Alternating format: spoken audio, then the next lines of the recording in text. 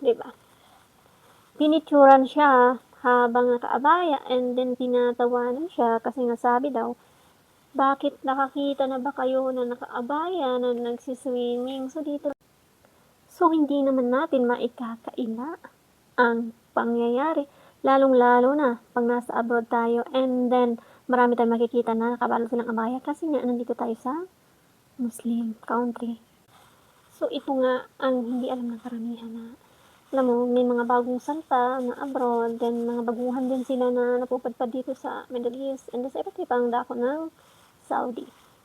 And then worst thing lang is, nakaka-sad lang na makita mo yung mga tao nakaabaya tapos tinatawanan mo, naglalangoy sila sa swimming pool na nakaabaya, gaya na lamang nung nangyari na ito. 'Di ba? Pinicturan siya habang nakaabaya and then tinatawanan siya kasi nga sabi daw, "Bakit nakakita na ba kayo na nakaabaya na nagsi-swimming?" So dito lang kayo makakakita. So for the sake, gusto nila ng safety, ayaw nila makita ang katawan nila, so respeto rin naman para sa kanila yun kasi meron talagang mga religious na Muslim. So ayaw nila na nakikita ang kanilang katawan. So para naman sa mga tao, irespeto na lang natin sila kung ano yung gusto nila. Kasi yun nga po ang religion nila. So wag naman natin silang babastusin and then tinabi na nga nila yung ano nila, dignidad nila na nagbabalot sila ng mga ganyan, abaya 'pag naliligo. So kailangan pa ba talagang picturan mo at i-post mo sa social media? Hindi mo ba alam na ito ay bawal na bawal dito sa mga Muslim? And then marami din akong nakikitang mga katulong sa bahay 'no, although hindi daw alam ng kanilang mga amo and then okey lang daw sa amo nila na i-post nila yung mga bata sa social media, which is hindi naman alam ng pamilya nito na pino-post niyo yung mga bata. 'Di ba nakaka-sad? Lalong-lalo na kung walang kaalam-alam yung employer niyo na yung anak nila or sila pino-post mo sila sa social media tapos tinatawanan sila. So respeto na lang din 'no, sa mga nagtatrabaho sa abroad.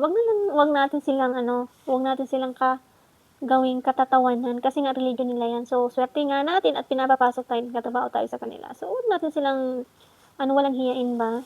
So irespeto natin ang kanilang religion. So wag natin silang babastusin kasi nagsi-swimming nga sila na nakaabaya. So respeto lang. Hindi mo kailangan pagtawanan, ay napaka-istrikto talaga nila lalong-lalo na yung mga matatanda. Ayaw talaga nila na pinipicturan sila. So napaka-sensitive nila 'no.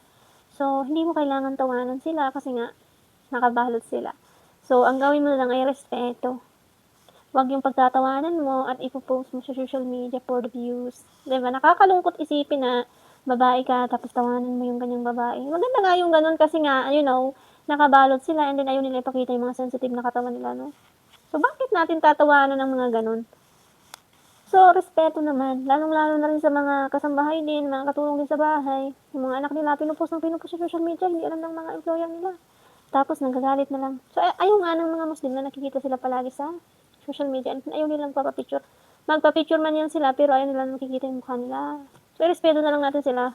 Wag yung gagawa-gawa kayo ng kwento and then makikita niyo sa labas na ganun yung itsura nila and then pipicturan niyo sila. So nakakahiya and then konting respeto naman kasi tayo ang nagtatrabaho dito, hindi para tawanan natin sila, kundi para irespeto natin sila kasi nga mga dayuhan din tayo dito. So yun ang ilagay niyo sa isip niyo bago niyo tawanan ng tawanan ang mga nag-aabaya na Muslim.